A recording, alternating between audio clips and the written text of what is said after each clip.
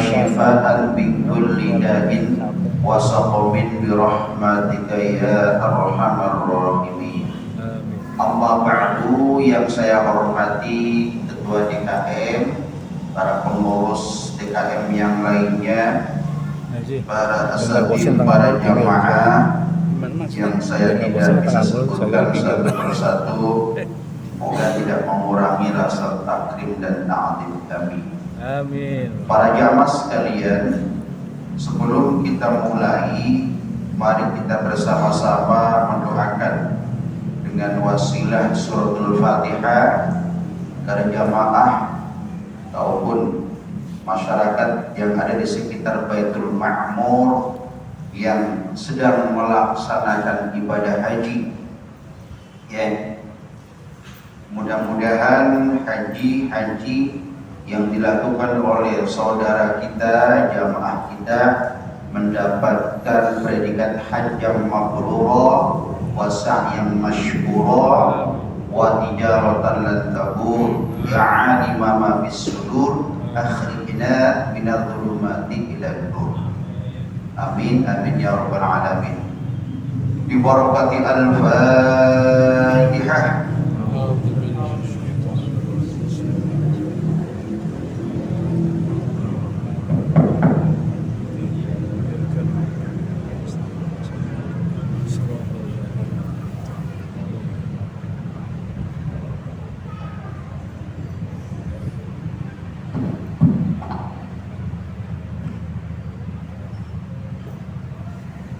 Kemudian bagi kita yang belum mendapatkan panggilan haji, ya, semoga cepat atau lambat Allah akan memanggil kita, yang pada gilirannya nanti kita akan mendapatkan panggilan dari Nabi Ibrahim alaihissalam. Mari kita mulai, jamaah aminkan. Saya akan membacakan doa, mudah-mudahan dengan doa yang kita baca Allah mengabulkan permintaan haji kita sehingga kita menjadi orang yang bisa melaksanakan ibadah haji. Amin. Bismillahirrahmanirrahim. Allahumma shalli ala sayyidina Muhammad wa ala alihi wa sahbihi wa barik wa sallim.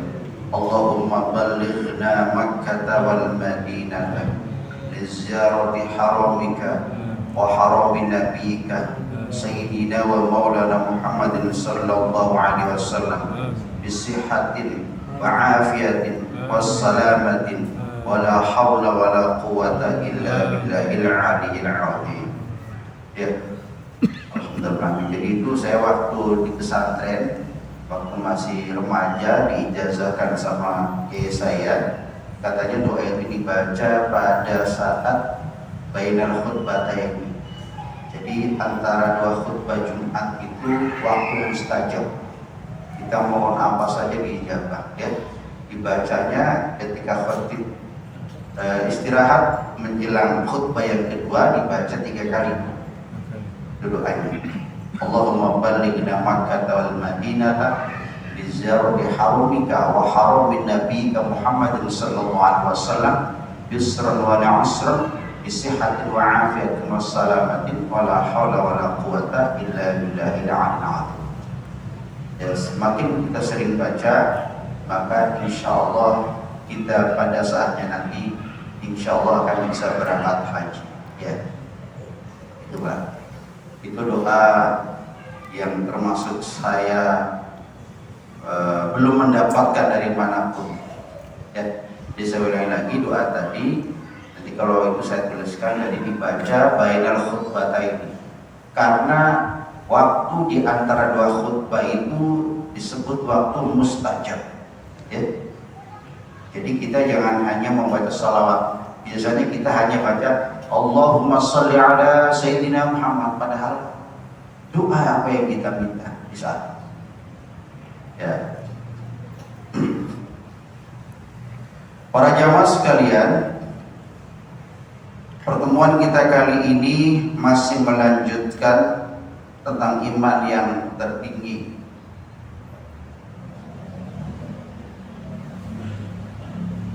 Iman yang keempat atau iman yang paling tinggi, ya, yang memang iman ini adalah yang hanya dimiliki oleh para aulia dan para anbiya. Ya. Maka di dalam sebuah syair, seorang ulama yang dikategorikan sebagai ulama sufi dan ulama ahli ma'rifat mengatakan, nazartu rabbi bi'aini qalbi wa qultu la syakka anta. Aku memandang Tuhanku dengan pandangan hati, dan aku katakan tidak ada keraguan sama sekali, karena hanya Engkaulah yang aku lihat. Anta. Ya. Jadi di hadapannya itu hanya Allah.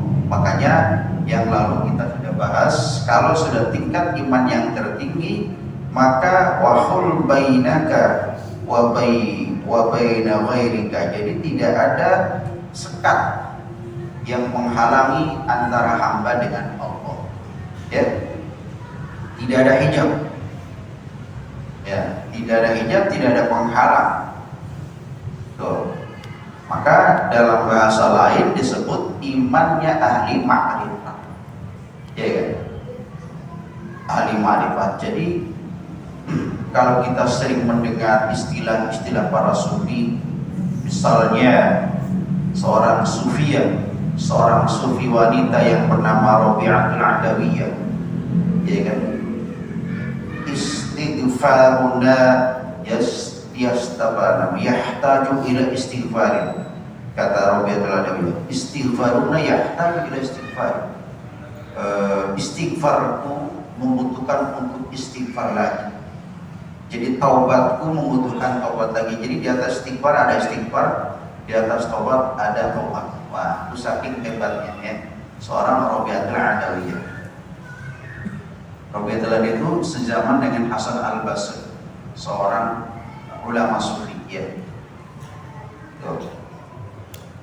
Hingga dalam satu kisah dikatakan ketika ada seorang pencuri masuk ke rumahnya Rabi'atul Adawiyah, ya, pada Rabi'atul Adawiyah sedang asik bertahajud malam, si maling itu gak bisa keluar rumah Pak, muter sampai pagi, nyari pintu keluar gak ketemu. Dan kemudian dengan satu doa kata Rabi'atul Adawiyah, jika engkau tinggalkan harta yang bukan hakmu, maka kamu akan menemukan jalan keluar. Setelah sang pencuri tadi meletakkan hasil rampokan dan dalam Rabi'atul Adawiyah, ketemu pintu keluar, ya.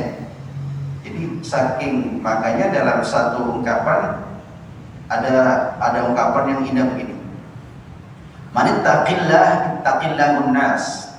Siapa yang bertakwa kepada Allah maka dia akan ditakuti oleh manusia. Ya. Jadi kita tidak perlu, mohon maaf, dengan dengan jaga wibawa, dengan jaiman. Kalau kita sudah takwa kepada Allah dan dengan sebenar-benarnya takwa, maka makhluk akan menghormati.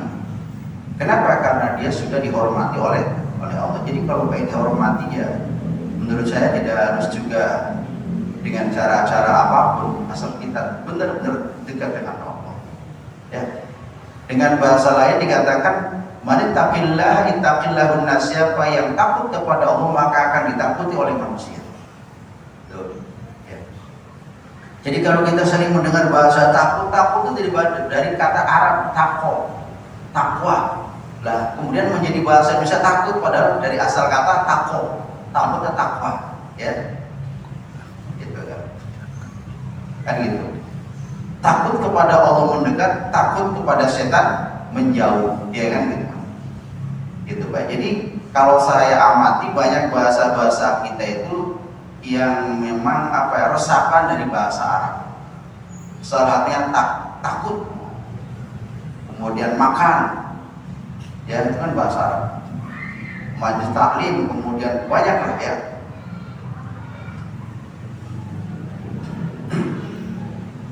Jadi dengan cara kita memperbanyak zikir Pak, memperbanyak ibadah itu bukan berarti kita supaya dibilang ahli ibadah, tapi sebenarnya kita sedang belajar takwa kepada Allah. Semakin kita takwa kepada Allah, maka sering menyebut namanya. Man ahabba syai'an katsura dzikruhu. Siapa yang mencintai sesuatu, maka sering dia sebut nama. Kalau ada seorang laki-laki mencintai seorang wanita, maka wanita itu akan sering disebut namanya. Dan kebalikannya, jika seorang wanita mencintai laki-laki, maka si laki-laki itu sering disebut namanya. Ya, kalau kita mencintai Allah, maka harus kita sering menyebut nama Allah. Ya. Ya, kita ini sedang belajar takwa, sholat, zikir, ya, berbuat baik. Itu kita sedang belajar menjadi orang yang bertakwa. Itu aja sebenarnya. Bukan karena pamor, bukan. Itu mah remeh-temeh ya. Kalau kita ibadah supaya pamor mah itu udah nggak ada artinya apa-apa. Yang paling penting bagaimana niat kita adalah untuk lillahi ta'ala. Jadi gimana lillahi ta'ala itu? Memang berat Pak. Untuk lillahi ta'ala, untuk ikhlas itu berat. Tapi kita ketika melakukan sesuatu, pasang niat yang pertama lillahi ta'ala. Ya. Oh, saya nggak mau rajin ke masjid, nanti kata teman saya, lu sok alim banget sih lu rajin ke masjid yuk, biar dibilang alim lu ya. Besoknya gak datang lagi, ditanya kenapa? Anak takut bilang ibadah. Ya, jadi biasa saja. Kalau ada orang ibadah takut dibilang riya, berarti dia riya, kan gitu kan? Kalau ada orang yang tadinya rajin ke masjid kemudian gak rajin ke masjid, takut dibilang sok alim, berarti dia riya. Jadi artinya apa? Masa bodoh orang mau bilang apa? Kalau kita niatnya benar, ya udah jalan terus. Ya, mau dipuji, mau dibenci, mau apa kek, kan gitu. Nah itu namanya ikhlas. Ya. Jadi al-amalu li ajrin nasriya, berbuat sesuatu karena manusia disebut riya, wa tarkuhu, dan meninggalkan berbuat baik karena manusia riya juga gitu. Itu bahasanya begitu. Ya. Jadi bodoh amat orang mau ngomong apa, yang penting kita niatnya adalah benar dan kita mau dekat dengan Allah. Nanti lama-lama orang nyinyir itu berhenti sendiri Pak. Ya, orang nyinyir, oh lu suami lo rajin ke masjid tuh, utang aja belum bayar, gitu kan. Itu orang nyinyir Pak. Biarin aja Pak, nanti lama-lama capek sendiri Pak. Ya, gitu aja kalau kita berbuat baik. Orang nyinyir tuh banyak Pak. Ya, orang berbuat baik dinyinyirin, orang berbuat tidak dinyinyirin, apa sih nggak dinyinyirin? Ini kan gitu kan. Ya udah, kalau kita ngurusin omongan orang lain capek, ya. Wah saya ngurusin Pak, nggak usah dipikirin juga. Yang penting kita apa yang kita lakukan ini benar. Gitu ya. Jadi ya kita sama-sama belajar untuk istiqomah, belajar untuk ikhlas. Makanya tadi seorang Abil Hasan As-Sadili mengatakan inna lananzuru ila Allahi bi'ainil itqani wal iman. Sungguhnya aku melihat Tuhan, aku melihat Allah Subhanahu wa ta'ala dengan pandangan keyakinan dan pandangan iman. Jadi yang sudah lillahi ta'ala aja. Jadi pujian dan cacian itu udah gak mempan gitu loh. Nah itu yang bagus seperti itu ya. Kalau kita sudah seperti itu, hebat sekali tuh ya. Kalau sudah seperti itu.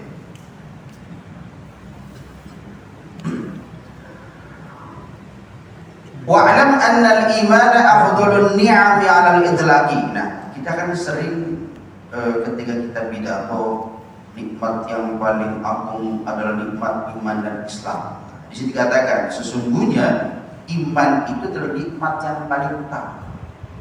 Ya, nikmat iman dan nikmat Islam, baru nikmat-nikmat yang lain. Ya kan? Oke. Kenapa kalau nikmat iman itu nikmat yang terbaik? Ya karena kalau kita hidup harta melimpah, kalau tidak beriman percuma juga, ya. Badan sehat, tapi kita nggak beriman, percuma. Maka yang paling berat itu tadi, kita bagaimana kita menjaga iman kita agar tetap stabil, kan gitu kan gitu. Bagaimana caranya supaya iman kita tetap stabil, supaya kita merasakan nikmat iman itu benar-benar nikmat yang sempurna? Maka caranya adalah istiqomah. Kalau kita istiqomah itu bahasa Arab, bahasa kitanya rutin. kontinu, ya. Apapun yang terjadi tetap sholat, apapun yang terjadi tetap berbuat baik. Nah, nanti kalau kita sudah bisa istiqomah dalam melakukan hal-hal yang baik, entah itu ibadah atau muamalah, maka insya Allah iman kita akan tetap stabil. Ya. Jadi, wa idza 'alimta anna Allah Ta'ala akramaka biha, fahabbib ilaika al-iman wa karih ilaika al-kufra wal fusuq wal 'isyan fadlan minhu wa ni'matan bila istihqaqin li ahadin 'alaihi wa munazzika 'an katsirin min amsalika bidzalika.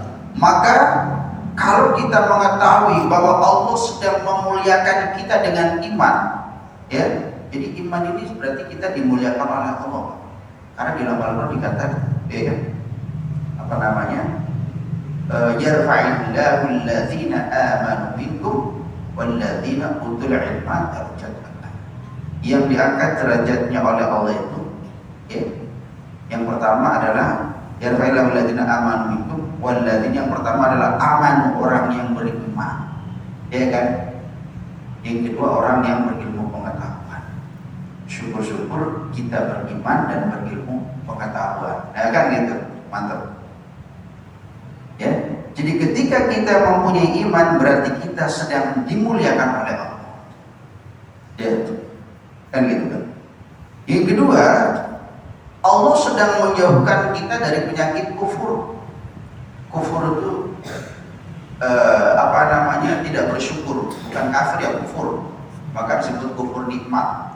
Kufur nikmat itu contohnya gini Pak, ada orang ngasih ngasih besek lah, ada orang hajatan atau mungkin akikah, Pak anak saya, kemudian kita buka, ya, dagingnya kecil Pak, gitu kan, masakannya begini dulu, wah juga bisa juga, nah gitu Pak.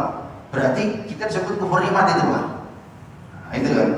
Atau misalnya ada orang lagi musim kurban nih, dikasih kurban, Pak ini kurban dari Masjid Baitul Ma'mur.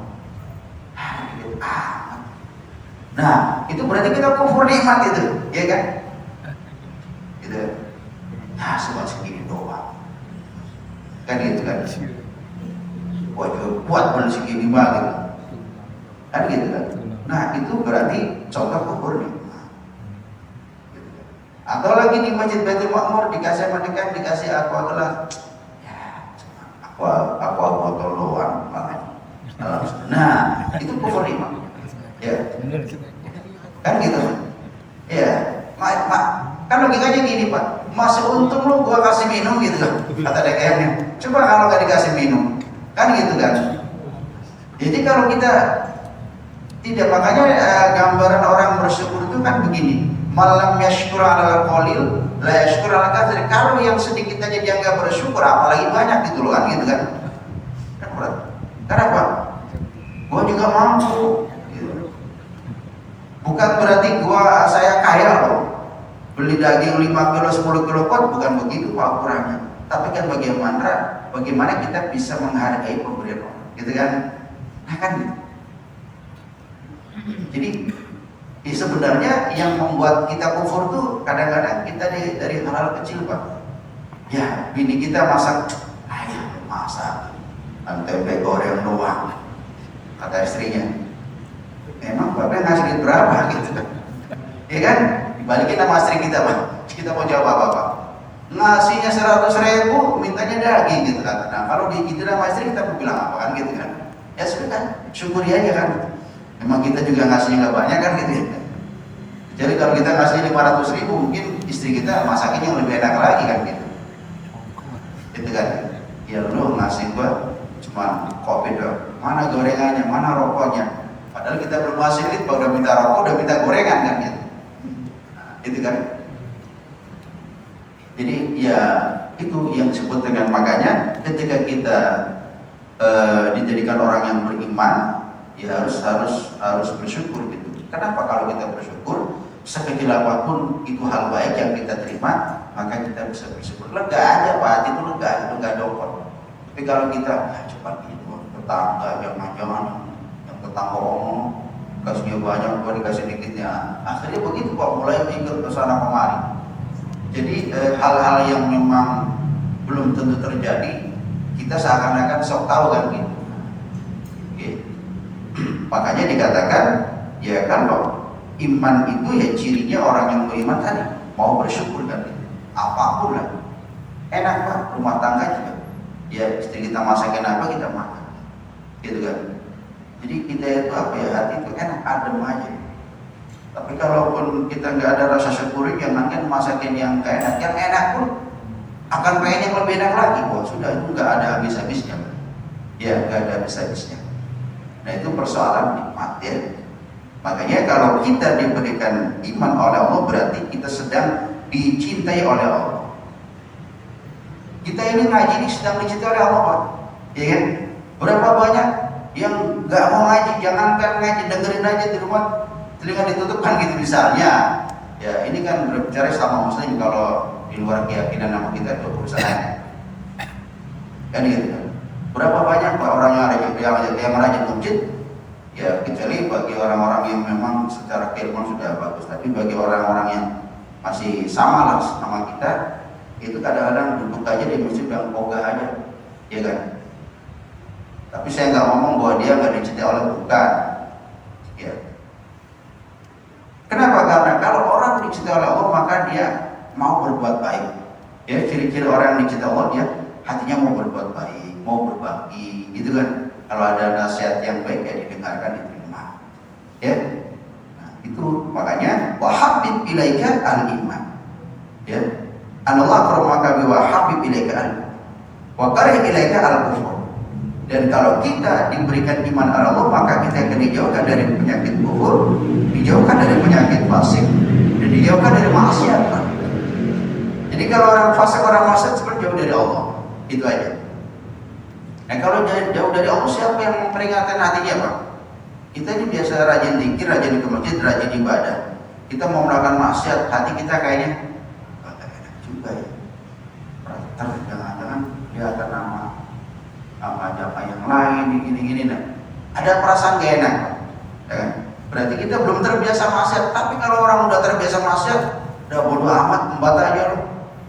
Ya, masa udah gak usah mikir orang lain kan gitu. Kenapa? Karena emang hatinya tidak ada iman, jadi tidak ada filter gitu kan. Makanya dalam bahasa yang iman adalah filter iman. Ya, gitu.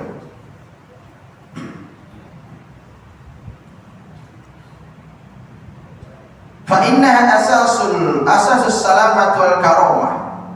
Ya. Maka iman itu yang pertama adalah nikmat yang tertinggi. Yang selanjutnya bahwa iman itu menjadi pondasi, menjadi dasar keselamatan hidup kita, ya, dan menjadi kemuliaan bagi kita. Beda Pak orang yang beriman, walaupun mohon maaf secara ekonomi pas-pasan, tapi kalau dia beriman ada wibawanya Pak. Ya. Jadi dilihatnya itu ada wibawanya gitu Pak ya. Enak loh dilihatnya. Kenapa? Karena dia sering dekat dengan Allah. Oke. Oleh karena itu dikatakan yang dimau selamat itu apa? Katanya kalau orang yang beriman itu dia akan diberikan keselamatan. Maka di sini dikatakan Pak, ammas salamatu fiha takunu bi'aunillahi. Yang pertama, kalau orang itu diberikan keselamatan berarti dia ditolong oleh Allah, dalam pertolongan Allah. Yang pertama ya. An-najatu bi'aunillahi, dari apa pertolongan Allahnya? Kita min ahwalil qabri, dari siksa kubur, dari kesulitan kubur, ya. Wal qiyamah, di hari kiamatnya kita dimudahkan. Ketika kita menghadapi proses hisab kita dimudahkan. Wal mizani, ketika kita menerima atau ditimbang amal baik dan amal buruk kita, insya Allah amal baiknya akan lebih berat. Nah, jadi pengertian selamat. Makanya banyak orang-orang Jawa biasanya supaya anaknya jadi anak yang selamat dunia akhirat, kasih nama selamat. Ya kan gitu kan? ke laki-laki biar selamat dunia akhirat. Simple tapi dalam kan gitu ya kan. Kalau perempuan salamah biar selamat dunia akhirat. Simple pak kalau orang hanya satu kata, tapi kalau orang sekarang nama bisa sampai 4 suku kata pak ya, panjang-panjang banget, beda sama orang dulu pak ya. Gitu selamat itu simple, jadi mengandung doa ya, selamat gitu kan. Saking kayaknya sampai terkenal tuh ada pengusaha namanya apa tuh, ada di itu ada restoran bebek Haji Selamat tuh, ya kan. Tuh. Ada lagi supaya beruntung dunia akhirat, kalau orangnya dikasih nama Bejo kan, ya kan. Bejo itu kan kalau bahasa punya Faiz. Oh yang satu Faiz, yang satu Bejo, padahal yang satu bahasa Arab, yang satu terjemahannya kan bahasa Jawa kan. Sama aja sebenarnya kan gitu. Okay. Bejo itu atau untung, Faiz, Faizun ya, atau Muflih itu Pak. Jadi nama itu maka ketika kita membuat nama untuk anak kita itu harus benar-benar yang mengandung makna yang baik ya gitu ya. Jadi kalau kita diberikan keselamatan Allah, yang pertama selamat dari siksa kubur, yang kedua selamat dari hisab, yang ketiga selamat ketika kita ditimbang amal kita, yang keempat adalah ketika kita melewati shiratal mustaqim, yang kelima adalah diselamatkan dari api neraka ya. Wa minat fardi wal bu'di wal ghadabi, dan diselamatkan dari atau dijauhkan dari murka Allah. Nah itu makanya kalau habis sholat itu ketika imam sedang doa diaminin pak. Ya Allahumma inna nas'aluka salamatan fid din, kan imam sudah doa begitu ya kan. Ya Allah selamatkan agamaku dalam agama, wa afiatan fil jasad, diberikan badan yang sehat ya kan. Wa afiatan fil jasad wa ziyadatan fil ilmi, diberikan ilmu yang bertambah. Wa barakatan fil rizqi, diberikan rezeki yang berkah. Wa taubatan qabla maut, dan bisa bertobat sebelum kematian datang. Wa rahmatan indal maut, diberikan rahmat ketika menjelang kematian. Wa hawina alina fi sakaratil maut, dan dimudahkan ketika sakaratul maut. Itu doa hebat pak. Jadi kita aminkan ya kan, aminkan saja, jangan diam aja pak. Nah itu kan kita nggak sempat doa tuh, maka sudah mengamini doa imam sama dengan doa kita. Ketika imam berdoa kita mengaminkan, itu sama dengan kita mendoakan diri kita ya, itu tujuannya doa itu. Makanya imam itu berdoa jangan apa, supaya makmum tahu imam lagi baca doa apa nih gitu. Memang kalau imamnya diam-diam aja, makmum bingung imam baca apa ya kan gitu kan. Misalnya imam ngapain ya gitu kan. Tapi kalau imamnya ada suara jahrnya, kan kita enak kok. Lagi baca doa selamat kan kita amin. Ya. Jadi ada kata-kata amin itu tujuannya untuk mengaminkan doa. Ya. Nah kalau kita imamnya nggak doa, kita yang nggak ngamin, itu kapan kalimat amin dibaca, kapan gitu loh. Ya kan? Kalau dibaca-baca kalimat amin kan mubazir amat kan gitu. Sedangkan kata amin saja artinya istajib doa ya Allah. Ya Allah ijabahkan doa. Kan luar biasa. Kita lagi lewat nih, di majlis lagi baca doa, lewat kita naik motor lagi jalan kaki, aminin aja pak. Mudah-mudahan doa yang dibaca oleh imam sampai apa kita yang lagi lewat. Kan? Nah itu jadi prinsip doa itu seperti itu. Ya. Oke. Itu tentang prinsip salaman. Yang kedua wal karomah, prinsip bahwa Allah memuliakan kita. Wa amal karamatu fiha tanalu na'imul qabri min ittisa'ihi wal anisis salih fihi wa fathi babi ilal jannah lidukhuli ruhika ilaihi wa na'imal jannah 'anil khuld wal qusur. Kemudian al-karamah, orang yang beriman akan dimuliakan oleh Allah. Pengertian Allah memuliakan kita adalah tanalu na'imal qabri. Yang pertama, kita ketika meninggal diberikan nikmat kubur. Nah sekarang kita pilih Pak, kita mau dikasih siksa kubur atau mau dikasih nikmat kubur? Ya jawabannya nikmat kubur lah. Mana ada orang gua pengen dapat siksa kubur, wah orang PA namanya orang ada gitu kan. Orang memintanya yang celaka, kita yang nikmat kan gitu kan gitu. Nikmat kubur, berapa banyak orang yang disiksa dalam kubur. Nah ketika kita mendapatkan nikmat kubur, maka apa ciri-cirinya orang yang mendapatkan nikmat kubur? Min iktisain, ini kuburannya terasa luas, walaupun hanya seukuran 1 kali 2 meter, tapi ketika kita mendapat nikmat kubur dia seperti luas sekali, seperti lagi di istana, ya, seperti tidur yang mimpi indah. Pas begitu kiamat dia baru bangun, perasaan baru kemarin saya meninggal gitu. Tapi orang yang mendapatkan siksa kubur, ribuan tahun dia merasakan sakit, kapan kiamat datang, supaya saya diputuskan, dihisabnya selamat atau enggak, gitu Pak. Tapi di satu sisi orang yang mendapatkan nikmat kubur, dia pengen lama di dalam kubur, kenapa? Saking nikmatnya dia di dalam kubur. Dan itu. Yang kedua, ketika kita mendapatkan nikmat kubur, maka yang kedua proses berikutnya wafat wa futiha babin ilal jannah. Wa futiha babin ilal jannah, nanti dibukakan pintu menuju surga. Jadi ketika orang yang mendapatkan nikmat kubur, makanya ada yang mengatakan nikmat kubur itu merupakan pintu surga. Gitu loh Bang. Kalau siksa kubur merupakan pintu neraka, kebalikannya. Kenapa ketika orang mendapatkan nikmat kubur dan disebut dengan pintu surga? Karena ketika kita di dalam kubur dan mendapatkan nikmat kubur, itu Allah sudah perlihatkan, surganya sudah kelihatan, tinggal nunggu waktu aja, ya, dibuka. Makanya dia merasakan nikmat terus, ya. Udah begitu ahli apa namanya warisnya, keluarganya rajin mendoakan dirinya juga, wah tambah nikmat.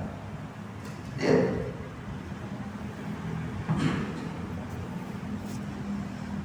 Ya, kemudian dia dibukakan pintu surga dan dia akan diberikan nikmat surga.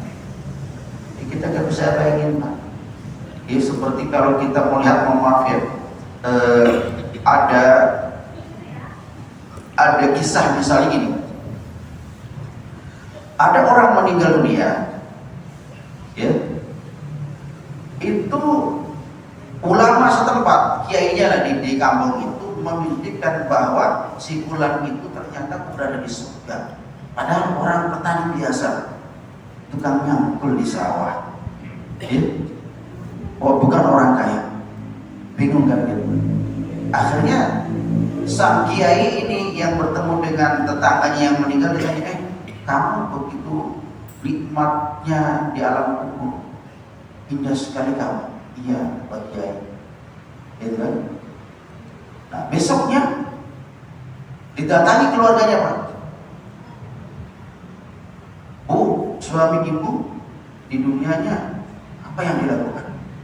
Kenapa Pak Kiai? Soalnya beberapa hari yang lalu saya memimpikan suami ibu sedang berada di taman surga. Jadi kan? Nah istrinya nggak mau cerita. Kalau dia biasa aja bagi suami saya orang biasa, bukan orang hebat. Malam kedua dimimpikan lagi si kiai tadi, si ulama tadi. Oh dia sedang berjalan di surga, nikmatnya begitu indah. Tanya lagi istrinya, nggak mau menjawab. Sampai yang ketiga kalinya si ulama tadi memimpikan tetangganya kok di surga semakin indah lagi melebihi yang kemarin yang dia lihat dalam mimpi. Akhirnya penasaran. Besok saya penasaran. Pokoknya sebelum dibuka saya nggak mau pergi. Ditanya istri, Bu tolong Bu jelaskan kepada saya, Ibu jangan ada yang itu. Kenapa Pak? Soalnya berturut-turut 3 malam saya memimpikan suamiku sedang ada di taman surga. Ya, mana ya? Nggak apa-apa ceritain aja. Suami saya itu Pak Kiai memang orangnya lagi di Cangkal, lagi di sawah atau lagi di mana dia nggak pernah meninggalkan jamaah. Yang kedua, nggak nek-nek Pak masak. Apapun yang saya masakkan, dia terima. Qanaah. Gitu loh.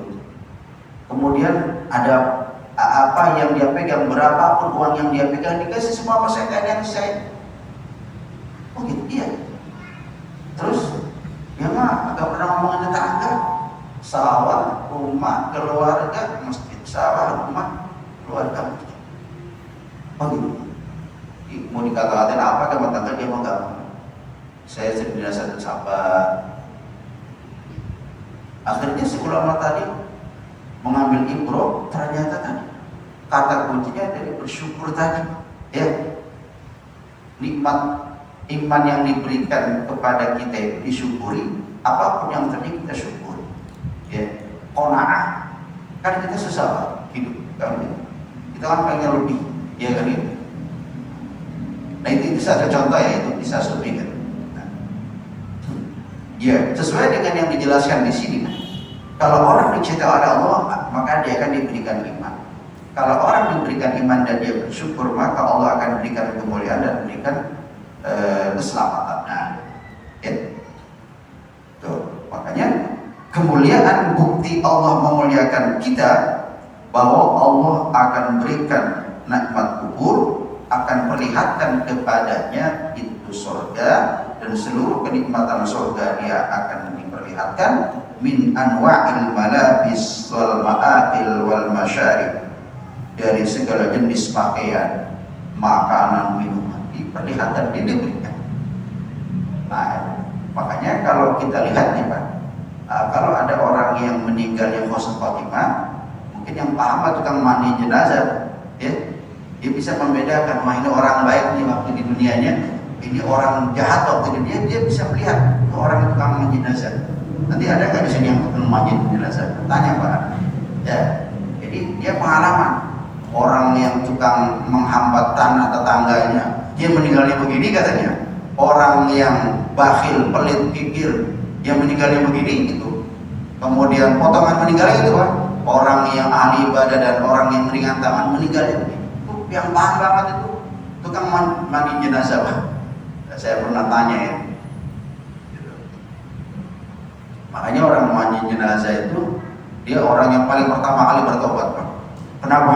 Takut nanti gua kayak kemarin saya mandiin kan gitu. Kira-kira begitu. Ya. Oke. Jadi kita korek aja Pak keterangannya gitu. Nah, itu. Jadi ternyata dijelaskan di sini begitu Pak. Ya. Ya mudah-mudahan sih kita, bukan mudah-mudahan sih, mudah-mudahan kita bisa menjaga iman kita tetap stabil dengan cara istiqomah dalam melakukan hal yang baik. Yang kedua, mudah-mudahan kita ini termasuk terus menjadi orang yang pandai bersyukur atas nikmat yang kecil, ya, karena tadi saya ulang lagi, malam yashkur ala al-qulir la yashkur ala, kalau sedikit saja dia tidak mau bersyukur, apalagi lebih dari itu, ya. Tapi kita jangan muji istri kita, ya Bu, dikit amat Pak, nggak bersyukur, padahal di kampung kita masih ada gitu kan, ya nggak boleh begitu, ya kan. Oke, ya jujur-jujur aja. Kalau seperti yang tadi ya harus jujur aja Pak, nih saya dapat uang sekian hari ini, ya saya dapat rezeki sekian hari. Kita saling percaya aja Pak, nggak ada yang ditutup-tutupi kan. Buat apa juga ditutup-tutupi kan, gitu. Tadi ketahuan juga kan, malah beliau pertandingan. Nah, saya kira itu tentang penjelasan iman yang tertinggi. Yang pertama adalah orang yang selalu ingat kepada Allah dalam kondisi bisa wa dalam keadaan susah maupun dalam keadaan senang, ya. Bisri wa alani, dalam keadaan sepi maupun dalam keadaan ramai, ya. Yang kedua, mari kita tingkatkan rasa syukur kita. Kita bukan nggak bersyukur, mungkin perlu ditingkatkan rasa syukur kita. Karena kalau syukur itu hati enak, lega, nggak ada apa ya, nggak ada dongkol, nggak ada jengkel, nggak ada macam-macam, enak aja udah, ya, adem-adem aja dah. Baik, demikian saya kira penjelasan tentang iman yang keempat. Mudah-mudahan kita termasuk di dalam doa Rabbi tawaffana musliman walhiqna bis-sholihin. Ya Allah, wafatkan kami dalam keadaan iman dan Islam dan pertemukan kami dengan orang-orang yang soleh. Yang mau ditanyakan sebelum saya tutup? Ya, silakan. Ini di luar tema sebenarnya. Ya, silakan. Ini masalah korban. Ini ada kan korban biasanya kan dikoordinir sama panitia korban masjid ataupun RT ya Pak. Ini ada juga saya dengar ada dari pemotongan hewan. Nah itu mengadakan itu juga. Jadi kita beli sama dia, kita serahkan semuanya dari sama dia. Itu gimana tuh? Ya, yang kan jadi ibadahnya kan kurban ya, kan kita sudah dicatat kalau berkurban. Nanti teknis berkurban kita serahkan kepada siapapun, asalkan memang diberikan kepada orang-orang yang membutuhkan, nggak ada masalah. Ya, tapi kan harus itu yang pertama Pak ya. Yang penting kan niat kita udah kurban, dan orang yang kita minta tolong juga dia sudah aman. Ya. Tapi kalau memang kita hidup di lingkungan seperti ini, alangkah baiknya kita berikan kepada pengurus masjid saja, karena pengurus masjid lebih tahu mana-mana saja orang yang berhak menerima daging kurban. Tapi kalau kita serahkan orang lain, misalnya ke tempat jagalnya, kita nggak tahu yang dibagi siapa-siapa aja. Nah, jadi afdolnya kan gini, kalau kita bersedekah itu yang paling utama adalah orang yang terdekat, keluarga, tetangga kita, kemudian baru tetangga jauh. Nah, seperti itu bersama. Ya, kayak gitu Pak. Nah, jadi lebih bagus yang tadi serahkan aja sama panitia kurban masjid, karena panitia tahu mustahik yang berhak menerima daging kurban. Itu lebih bagus. Terima kasih Pak. Ya, sama-sama.